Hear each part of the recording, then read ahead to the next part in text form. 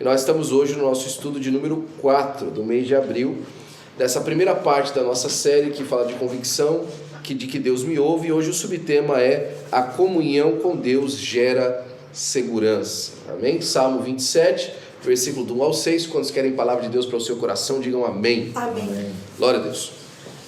O Senhor é a minha luz e a minha salvação, a quem temerei? O Senhor é a força da minha vida, de quem me recearei? Quando os malvados, meus adversários e meus inimigos investiram contra mim para comerem as minhas carnes, tropeçaram e caíram.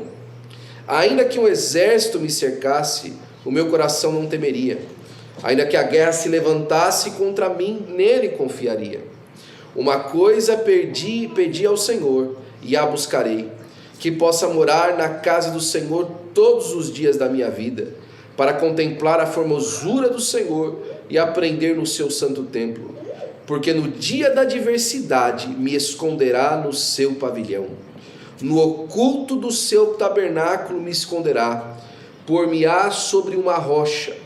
Também a minha cabeça será exaltada sobre os meus inimigos, que estão ao redor de mim.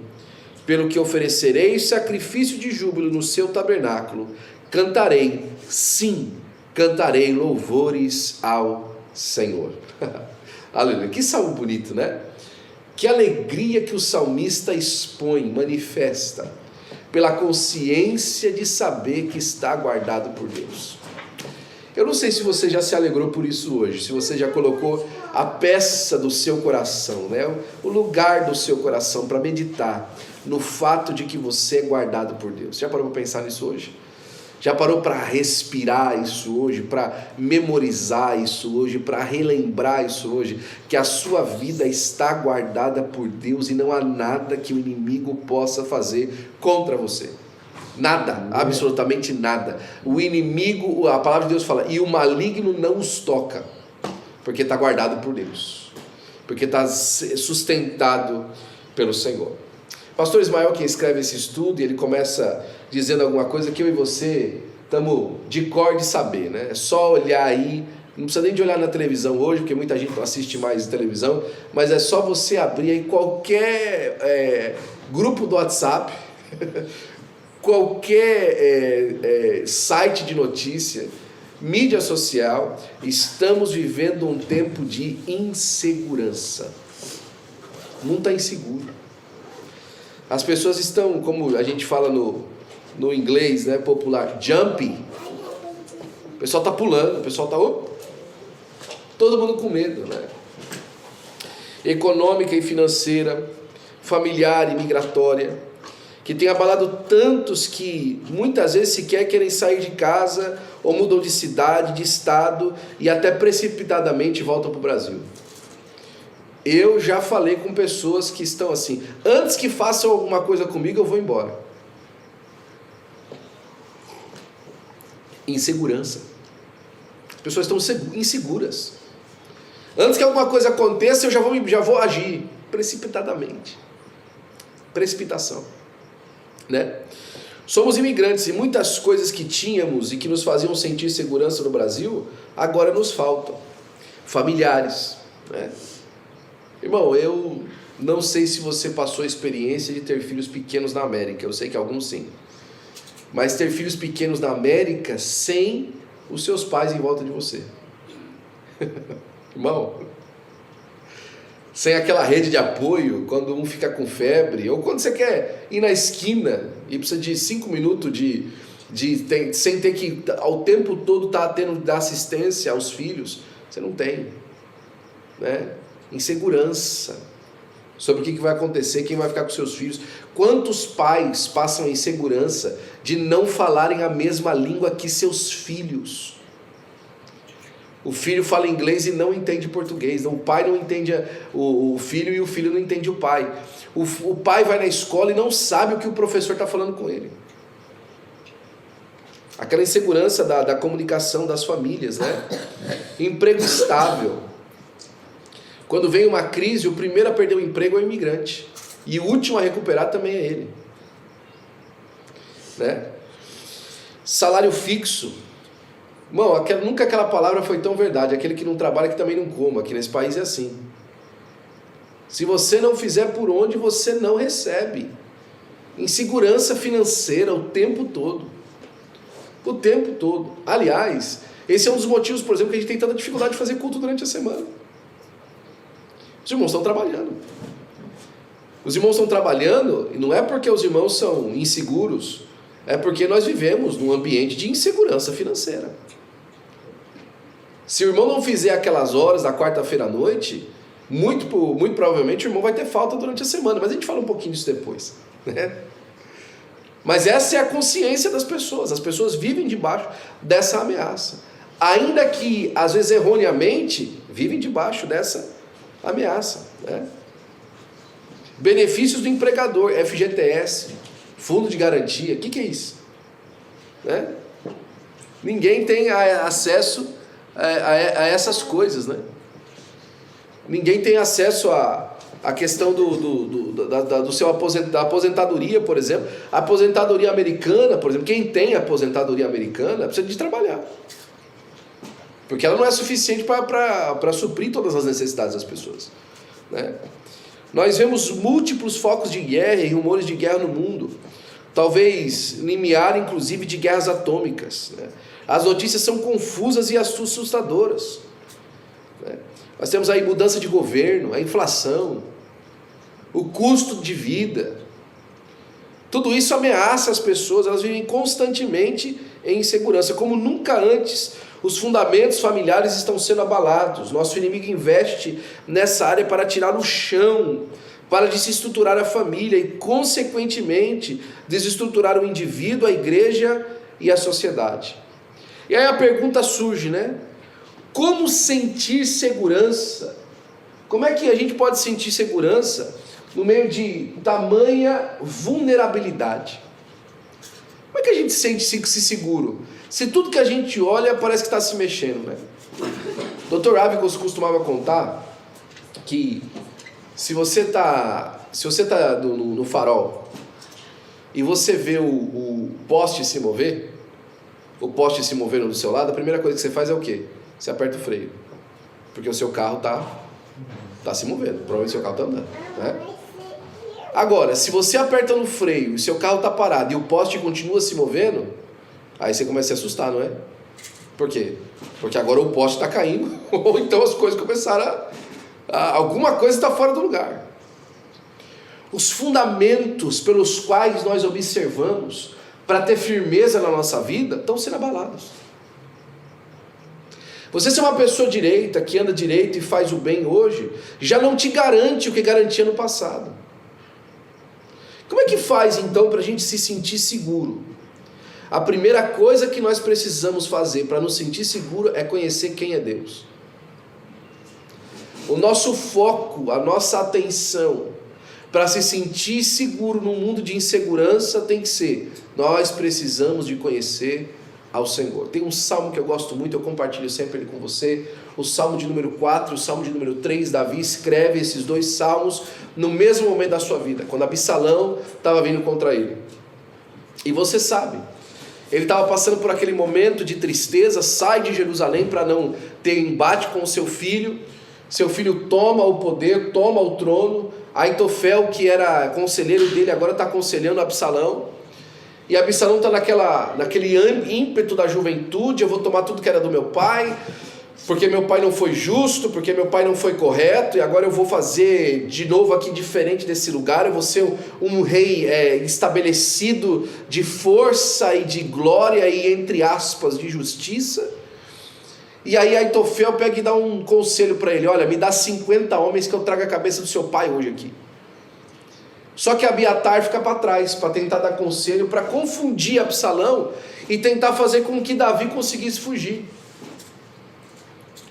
E Aitofel está falando assim: seu pai está humilhado, agora se você me der 50 homens eu termino a humilhação.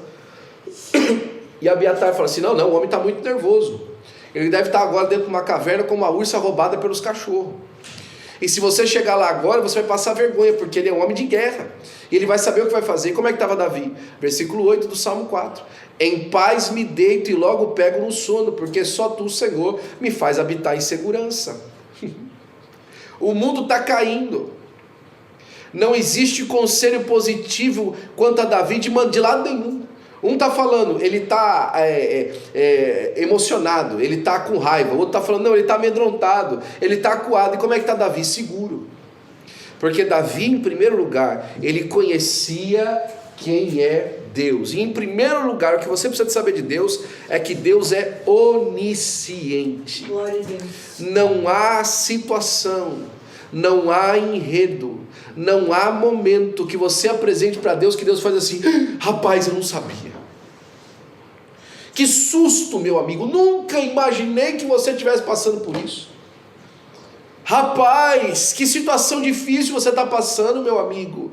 Que coisa difícil. Não há momento escondido para Deus. Aliás, quem não está sabendo o que está acontecendo é você. Muitas das vezes. Quando lhe falta segurança, quem é que não está de conta de tudo que está acontecendo é você. Por isso você está se sentindo inseguro, porque você não consegue enxergar a palma de Deus te segurando e Ele preparando um caminho de glória através dessa situação que você está passando. Você não consegue enxergar, e por isso que o seu coração se move, por isso que seu coração se titubeia, seu coração se assusta. Por isso que você respira fundo, porque você não está vendo a mão de Deus te ajudando. Ele é onisciente. Aquele que habita no esconderijo do Altíssimo, à sombra do Onipotente descansará, né? A primeira coisa que o Senhor é onisciente, a segunda é onipotente. Deus pode todas as coisas. Irmão, não tem governo na terra que possa contra Deus. Não tem governo na terra que possa contra Deus. Não tem fleet do Navy americano, não tem nenhum tipo de armada americana, da marinha americana, que possa contra o poder de Deus. Nem todas elas juntos pode contra o poder de Deus. Deus manda um sopro e os homens se vão. Coloque isso na sua cabeça. Deus é onipotente. Aleluia. Glória a Deus. E se Deus é onipotente, confie na onipotência de Deus para descansar debaixo da sua sombra. Descansa em Deus. Eu lembro isso com riqueza de detalhes. Eu sempre falo essa frase, né? Acabei de chegar na América, 2006. Começo minha vida aqui. Em outubro de 2006 as coisas já não estavam mais como deveria estar. Você já me entendeu? E passa alguns meses, o seguro do carro já não está mais lá. Já não tenho mais condição de manter alguns tipos de partes da nossa vida aqui que eu precisava de manter. E meu carro agora está batido porque eu tive um pequeno acidente um dia antes do meu seguro finalizar. Olha só, um dia antes do seguro fechar foi meu acidente. O policial ainda fez menção: olha, seu seguro vence amanhã. Falei, pois é. Meu carro estava lá, ficou parado lá umas 2-3 horas. Tentei dar partida, não dava partida do carro de jeito nenhum. Eu olhei para o céu e falei, Senhor, eu só tenho esse carro aqui. Pelo menos para mim poder tirar aqui e colocar num lugar onde não vai ficar exposto desse jeito, vão acabar vindo procurar por mim. Deixa eu ligar o carro, Jesus. Bati a chave e o carro ligou. Levei o carro até o estacionamento da igreja. Deixei o carro lá alguns dias, fui para casa. Cheguei em casa, naquela noite eu tive um sonho. Eu tive 2 sonhos durante aquele período, mas um deles foi lembrando disso aqui. Eu sonhei que eu estava debaixo de uma árvore muito frondosa, mas muito frondosa. E a árvore, os galhos da árvore eram compridos, e a copa da árvore era gigantesca. E eu estava como se tivesse deitado no tronco da árvore, como encostado com a cabeça no tronco da árvore, e eu conseguia ver onde terminava a copa da árvore e o sol castigando a grama, castigando em volta. Um sol muito forte. Sabe quando o verde da grama fica amarelo? De tão castigo que o sol bate.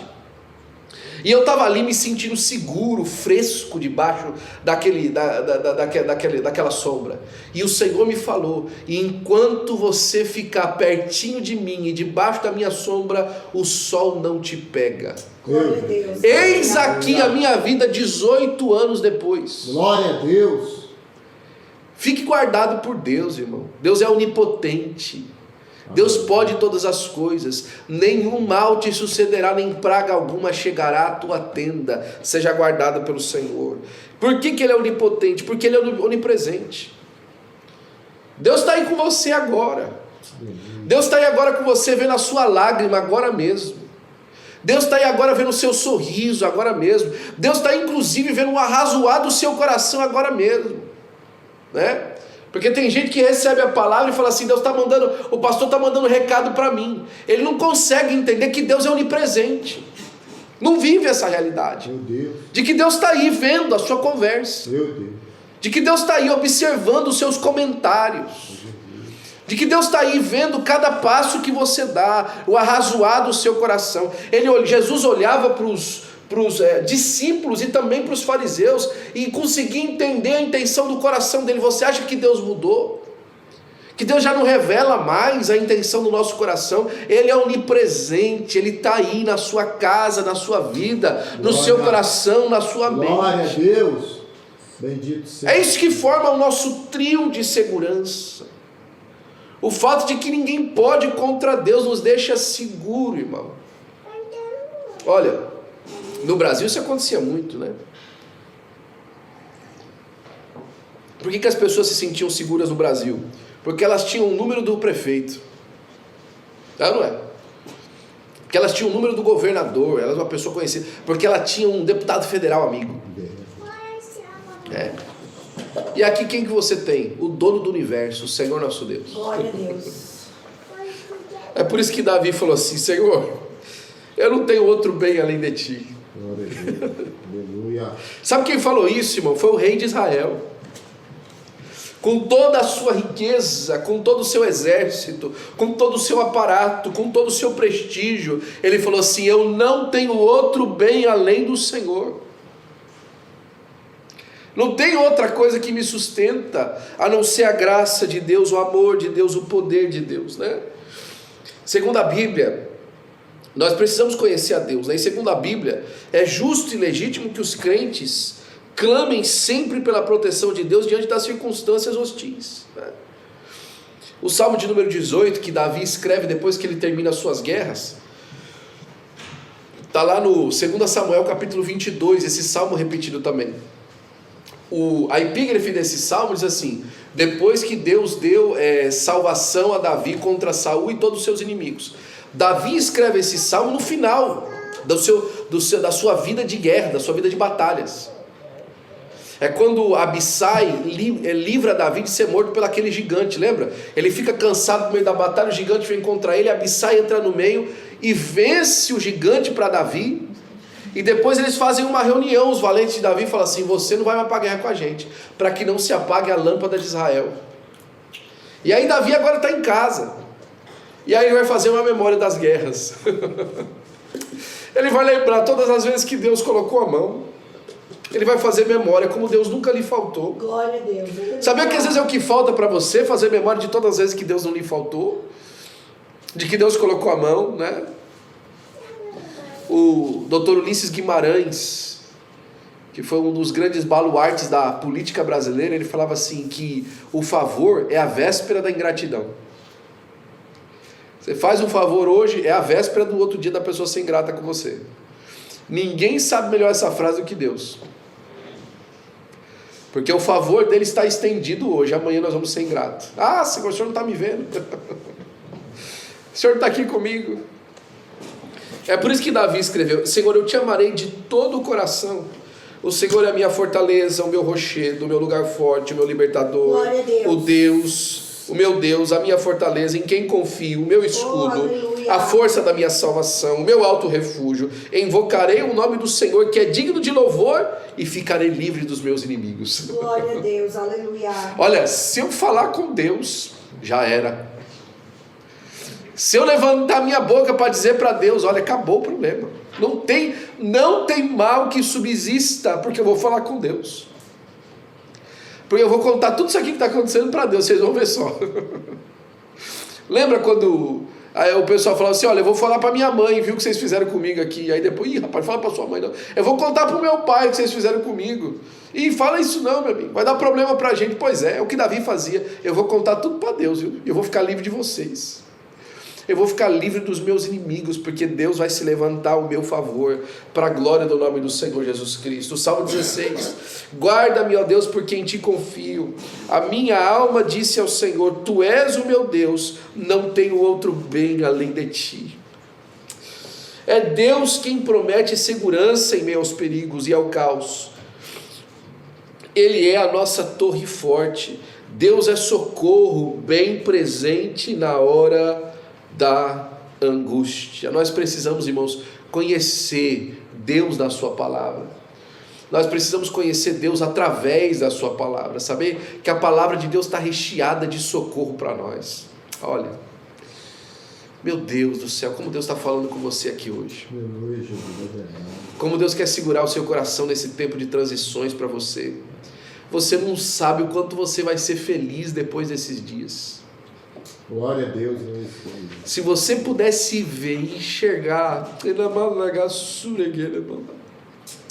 como você vai ser feliz depois desses dias. Deus, Jesus eterno. Depois que você atravessar esse período, depois que você vê as águas do Jordão se juntarem em um canto, ameaçadoras contra você, mas guardadas por Deus, e você atravessar do outro lado e você vai falar assim, ah, Senhor, se eu soubesse. Ai, se eu soubesse, Senhor, eu não tinha levantado a minha voz para murmurar, para reclamar. Oh, Senhor, Pai, que o Senhor possa guardar o nosso coração em Ti, Senhor, Pai, para a glória do Teu nome. É por isso que nós precisamos, irmãos, desse tempo de incertezas, manter um relacionamento com Deus, né? O Salmo 91 é conhecido como o Salmo da proteção. Mas dele vemos que essa proteção é para quem habita no esconderijo do Altíssimo e descansa em sua sombra, ou seja, para quem tem relacionamento com Ele. Sabe quem está lá no lugar do Altíssimo, irmão? Quem está relacionando com Deus. Quem sabe o caminho para chegar diante de Deus. Tem muita gente, irmão, que esqueceu o caminho de se aproximar de Deus. Oh, meu Deus. Sabe, ele não sabe mais colocar um hino em casa para ouvir. Ele não sabe mais abrir a Bíblia e se deleitar na leitura da palavra. Perdeu o caminho. Perdeu o caminho do esconderijo. Não sabe mais onde é que se esconde. Oh, irmão. Se esconde aí com a porta fechada do quarto aí. Se esconde aí, irmão, no meio do trânsito aí, bota um hino para louvar a Deus. Se esconde no Senhor, né? O relacionamento pode ser explicado como uma ligação afetiva, profissional ou de amizade entre pessoas que se unem com o mesmo objetivo e desinteresses. O relacionamento leva à harmonia do modo de pensar, sentir e agir, ou seja, gera comunhão. Gera comunhão. Tem pessoas, irmãos, que são tão próximas da gente, que ao olhar da pessoa a gente já sabe o que ela quer dizer. É verdade ou não é? Você bate o olho e já sabe, né? Era esse tipo de comunhão que Davi conversa com Deus, e Deus conversa com Davi no Salmo 32, aquele salmo que a gente gosta tanto de meditar. Bem-aventurado é o varão a quem Deus não imputa pecado, lembra? O que o versículo 8 fala? Olha, eu vou te guiar e vou te instruir e no caminho que deve andar. Eu gosto da Almeida Revista Atualizada porque a expressão que ela usa é maravilhosa. E sob as minhas vistas te darei conselhos. Olha, eu vou bater o olho, Davi, você vai entender o que eu quero. Nós vamos trocar a nossa intenção, nós vamos trocar o que a gente quer fazer pelo olhar, Davi. Olha que coisa linda, irmão. Vai ser só de olhar, Davi, você já vai entender. Ah, é isso aqui que Deus quer. É dessa maneira que Deus quer fazer. É dessa maneira que Deus quer instruir. É dessa maneira que Deus quer levantar para a glória do nome do Senhor Jesus Cristo, né? A comunhão com o nosso Deus gera em nós segurança para continuar a nossa caminhada, aguardando a bem-aventurada esperança. Sabe a esperança que a gente falou ontem? Ela só consegue ser guardada se a gente tem segurança naquilo que a gente está fazendo. Só se a gente tem segurança, irmãos. Olha bem os tantos de desafios, irmãos, que a gente tem para continuar seguro no caminho que a gente está. Para pensar nas nossas situações, até às vezes como igreja, como instituição, né? Que tipo de segurança, irmãos, que às vezes a gente tem em olhar, por exemplo, as coisas vazias? Que tipo de segurança a gente tem, por exemplo, em às vezes não poder contar para os muitos trabalhos que a gente tem? Você sabe no seu trabalho, nas suas coisas, como às vezes a necessidade que você tem, como é que você age em segurança? Você só tem segurança se você tem comunhão com aquele que te diz para ir em frente. Você só tem segurança se você sabe o que Deus quer fazer. Você só tem segurança se você tem certeza no ímpeto da tua alma que aquilo que foi lhe dado como plano, ele é poderoso para ser cumprido, porque quem lhe deu é poderoso para cumprir. Glória a Deus. Aí você espera. Eu lembro que quando a gente era pequeno, nas férias, eu sempre ia com meu tio buscar leite. Meus avós tinham meu avô tinha uma linha de leite pelo interior de São Paulo. E todos os dias de manhã eles andavam mais ou menos 200 quilômetros para pegar aqueles latões de leite direto do produtor, várias fazendas. E a gente pegava o latão daqueles caixotes e colocava dentro da caminhonete para levar para a cooperativa para despejar o leite. Só que a gente tinha que começar o nosso dia em torno de 3h15 da manhã. E durante as férias eu gostava de ir com meu tio. Eu ia pelo menos 1 ou 2 vezes, principalmente quando eu estava morando em Tupã, todo final de ano com ele buscar leite. Era um negócio, uma aventura muito legal, era muito gostoso fazer isso. E eu lembro que eu morava numa avenida que chamava Avenida Brasil. Né? Naquela época, irmãos, ainda não tinha celular.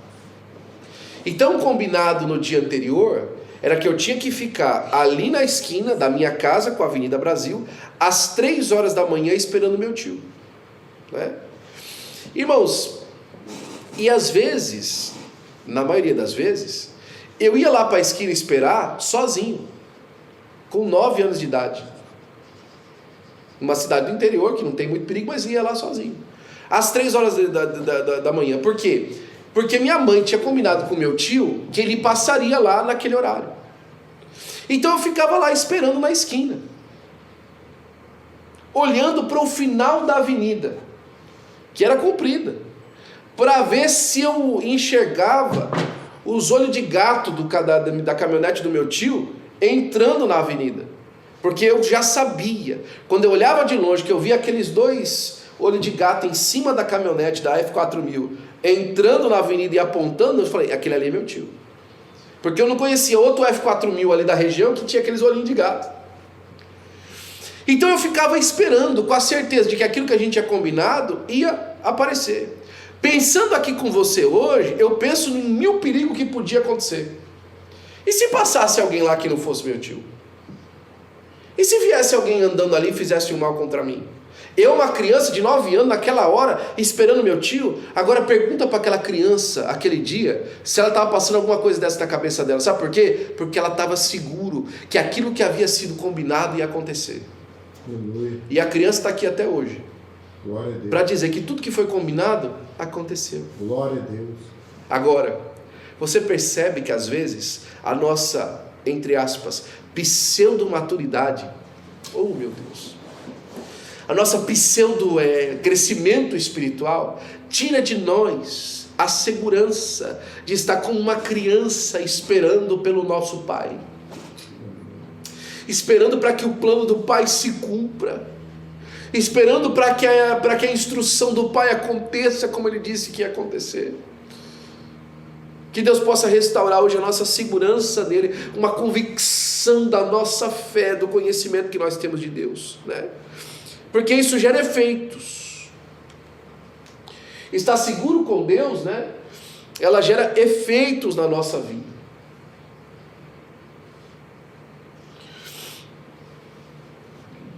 A segurança, em seu aspecto meramente humano, tem a prerrogativa, né? Ela pressupõe a ausência de conflitos, né?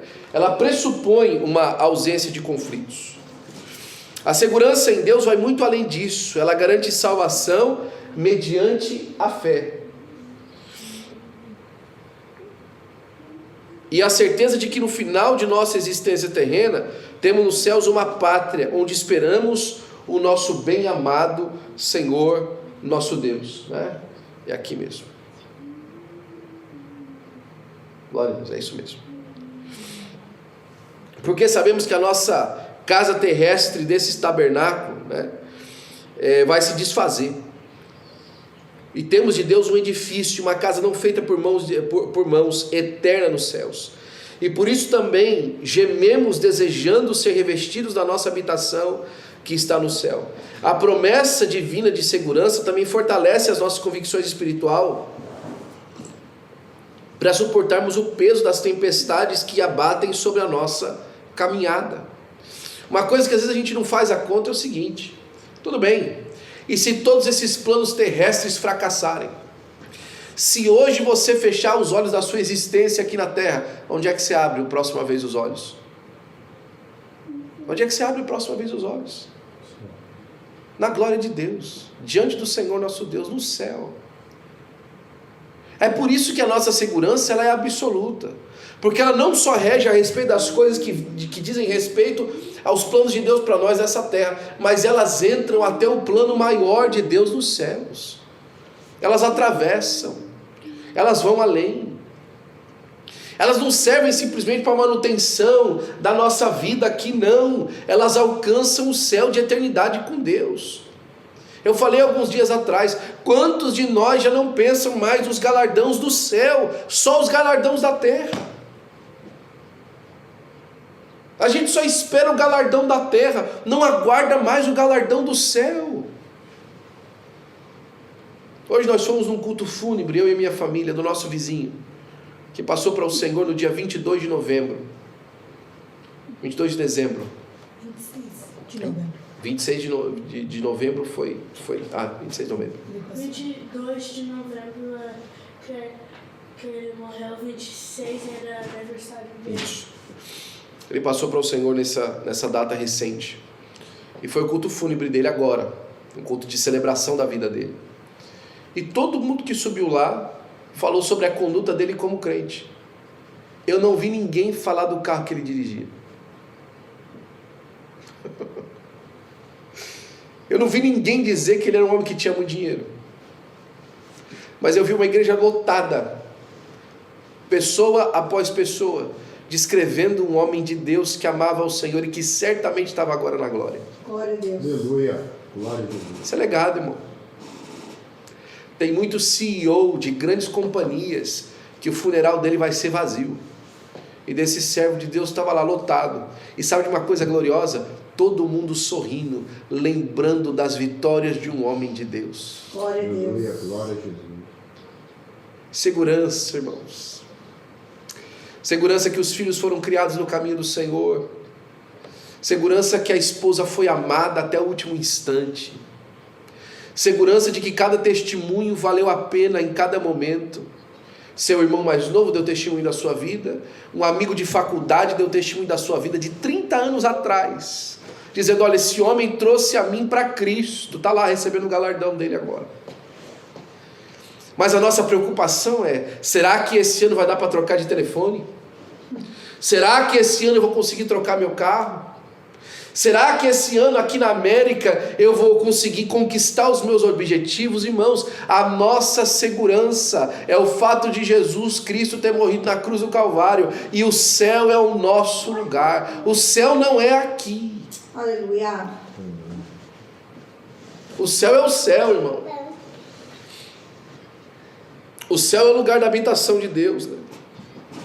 Essas convicções arraigadas dão ao crente a certeza de uma direção segura em seu viver, de uma tal maneira de que pode afastá-lo do alvo, né? Bendito seja Deus de nosso Pai e Salvador Senhor Jesus Cristo, que segundo a sua grande misericórdia nos gerou de novo para uma viva esperança pela ressurreição de Jesus Cristo desde os mortos, para uma herança incorruptível, incontaminável e que não se pode murchar. Não tem o que você fazer, irmão, para estragar a promessa de Deus para nós. Você pode tentar o que você quiser. Só tem um jeito, irmão, de você não viver seguro nessa terra, é se você começar a tentar achar segurança em outro lugar. Não tem jeito, irmão. Você vai morrer inseguro se a sua segurança não estiver no Senhor. Então, como viver a comunhão segurada em Deus? 2 aspectos antes de nós conseguirmos concluir.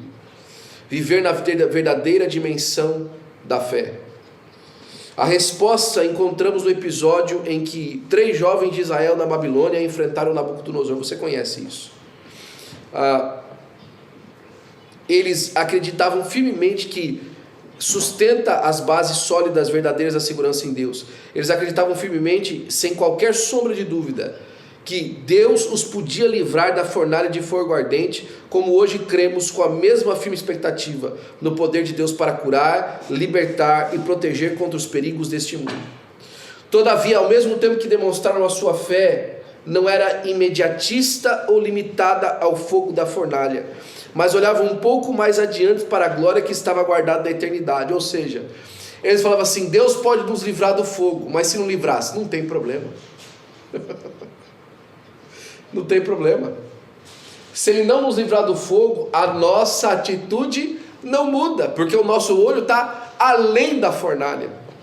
O que nem eles esperavam era que tamanha era a fé deles, que Deus resolveu se encontrar com eles dentro da fornalha. Escuta, deixa eu explicar uma coisa para você. Não estava combinado com eles que Deus os encontraria dentro da fornalha. Não foi combinado com eles. Deus não falou assim: ó, segura a ponta aí que eu apareço na fornalha. Não teve isso. Não teve profecia para os jovens. Olha, se você não se dobrar, eu apareço para vocês lá na fornalha, hein? Não teve. Deus não fez essa promessa para eles. Agora, a confiança deles em Deus era tão grande que eles já estavam enxergando que a morte viria sobre eles, mas de que eles permaneceriam fiel, inclusive talvez já olhando até o advento do Messias lá na frente e a ressurreição de todos os mortos. Era essa a cabeça deles. Eles não passava pela mente deles que Deus ia escrever um dos capítulos mais extraordinários da história do povo de Deus no mundo, durante toda a história naquele momento. Acorda, crente. Acorda. Deus quer fazer extraordinárias coisas através de você, mas a base para o extraordinário é a sua confiança em Deus, é a sua segurança nele. É você pensar além daquilo que pode lhe acontecer, é você permanecer firme no propósito de Deus para com você. É você não ficar movido, é você não ficar, meu Deus, não, faça aquilo que Deus lhe mandou fazer e receba o prêmio daqueles que recebem, que tem segurança em Deus. Deus quer escrever coisas extraordinárias nesse último capítulo da igreja na terra, mas nós precisamos estar seguros na presença de Deus. Todavia, ao mesmo tempo, demonstraram a sua fé, não era imediatista ou limitada. E nós precisamos, além de viver sobre a fé, viver na dimensão da palavra. A verdadeira segurança consiste em viver à luz do que ensina a palavra de Deus. E aqui, irmão, vai direto, hein?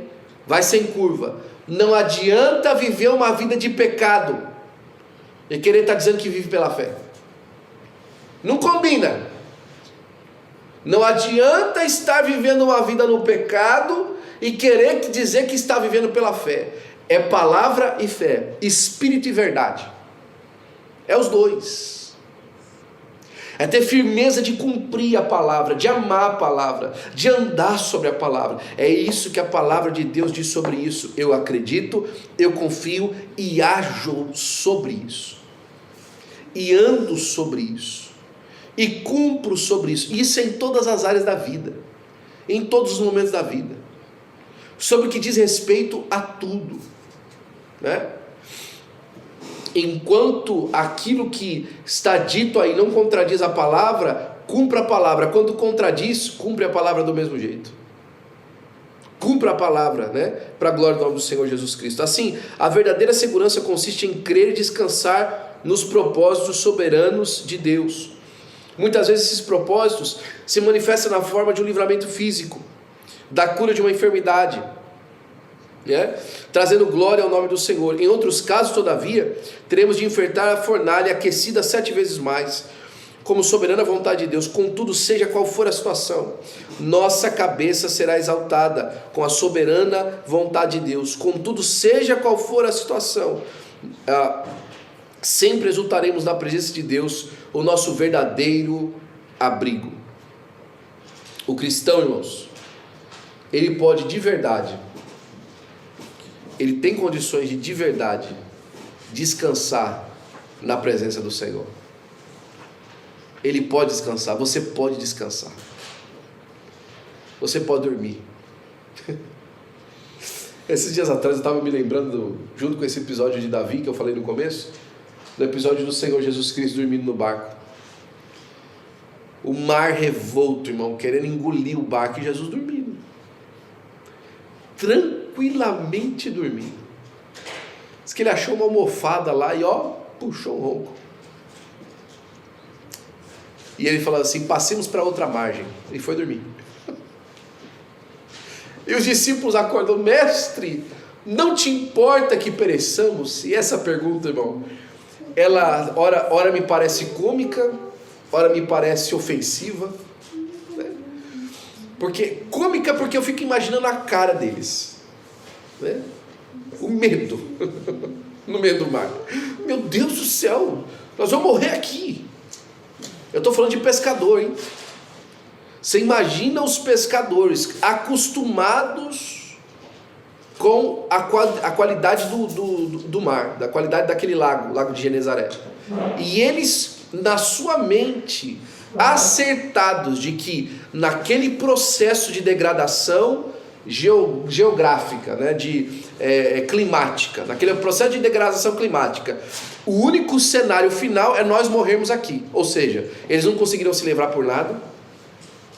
Eles não conseguiram se livrar por manusear o barco de maneira concreta. Não. Acabaram-se os recursos. Eles chegam à conclusão de que eles vão morrer. E Jesus dormindo, eles, não importa que pereçamos, não é Jesus fazer alguma coisa. É assim: o Senhor não está nem aí que nós estamos morrendo, inclusive o Senhor. Eles incluíram Jesus no perecer. Talvez você não pense nisso, mas eles incluíram Jesus no perecer. Eles incluíram. Não te importa que pereçamos. Todos nós. Por que eu falo isso? É só você olhar o final. O final foi assim: não, quem é esse? Eles não sabiam que Jesus tinha aquele poder. Vai ser revelado no final. Naquele momento está todo mundo morrendo, inclusive Jesus. Não te importa que pereçamos. E aí fica cômico, porque aquele momento, aquele susto, né? Meu Deus do céu, o que vai acontecer? Nós vamos morrer aqui, que vai acabar com toda a segurança, foi embora. Já não tinha mais piloto de navio, já não tinha mais marinheiro, já não tinha mais nadador, acabou todo mundo. O resultado final é a morte deles. Jesus levanta. Por que vocês são tão tímidos? Não tem desfé? Eu fico pensando, talvez o primeiro momento, antes de Jesus mandar o mar se acalmar, né? Talvez Pedro olha para João e fala: tímido? Como tímido? Como tímido? Não tem fé? Olha a minha situação. Como tímido não tenho fé? Olha esse mar, olha essa situação aqui. Como assim eu sou tímido e eu não tenho fé? Talvez o primeiro segundo é de ofensa, de susto, de raiva. Como muita gente tem quando passa raiva, quando o conselho vem de Deus e fala assim: se levanta com coragem. Como assim com coragem? Não tem coragem não? Se levanta com palavra, se levanta com poder. Não tem, o que é? Não tem o poder de Deus na minha vida não? Por que vocês são tão tímidos, não têm desfé? Porque talvez na cabeça de Jesus, e aquilo que ele queria passar, qual foi a ordem no começo? Não foi passemos para outra margem? E a minha expressão bem abrasileirada, né, com bastante brasileirismo, né, você acha que o mar é doido, velho? Você acha que o vento é maluco? Que vai virar o barco que Jesus está? O vento e o mar têm juízo. Deus. Aleluia. Aleluia. O vento e o mar têm juízo, meu irmão. São ajuizados. Eles não são doidos. Eles estão vendo Jesus dormindo ali, E quem sabe, né, se eu pudesse poetizar esse momento e romantizar, talvez eles pensaram, vamos balançar o barco para ele dormir mais gostoso. Vamos balançar o barco para ele descansar melhor. Mas aí os discípulos, não, nós vamos morrer aqui. Nós vamos se acabar aqui. E Jesus se levanta e fala, mar, aquieta-te. Vento, cala-te. E tudo se faz bonança. Aleluia. Acabou. Glória a Deus. Cadê a ameaça? Cadê o problema? Cadê a situação? A cara dos discípulos, né? E tem muito pregador que fala assim, acorda Jesus no barco, irmão. Confia em Jesus no barco. Glória a Deus. Confia em Jesus no barco, irmão. Confia na presença de Jesus no barco, irmão. Confia no trabalhar dele no barco. Confia, irmãos, que você está seguro, que você está no melhor lugar, irmão. Olha, é melhor no barco com Jesus no meio da tempestade do que em terra firme, irmão. Vou repetir para você. É melhor com Jesus no barco no meio da tempestade do que em terra firme. Verdade, Jesus. E aí ele se vira e fala assim, quem é esse? Quem é esse? Que até o vento e o mar lhe obedecem. Quem é esse homem? Quem é essa pessoa? Jesus vai se manifestar para você e você vai falar um quem é esse dentro da sua casa esse ano ainda, viu? Aleluia. Você ainda vai falar um quem é esse dentro da sua casa, seguro em Deus, seguro, descansando na presença do Senhor. Aleluia. E você vai chegar aos pés de Jesus e falar assim, Senhor, desculpa que eu fui tão bobo. Desculpa, Jesus, que eu fui tão tola, Senhor. Eu fui tão pequena que eu não conseguia ver a Tua mão trabalhando. Me perdoa, Senhor. Mas a segurança vai inundar o seu coração. Glória a Deus. Aleluia. A segurança de Deus vai inundar a sua alma e vai te levantar para a glória do nome do Senhor Jesus Cristo. Amém?